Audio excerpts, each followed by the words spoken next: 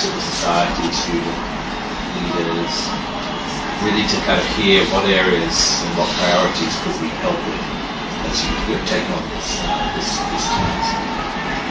I think in your ministries already there are some very important issues, particularly in the ICT and citizens, how to really build that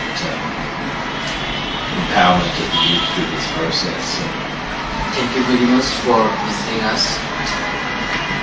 I think we need an interpreter. Sir, I guess. Thank you very much. আপনাদেরকে অনেক ধন্যবাদ জানাচ্ছি আমাদের লেখাপড়ার জন্য, এবং আমরা বিষয়গুলো আমাদের সাথে ছিল। বিশেষত আপনার সাথে তো আমাদের দেখা হয়েছিল মুভমেন্টের একদম শুরুতে।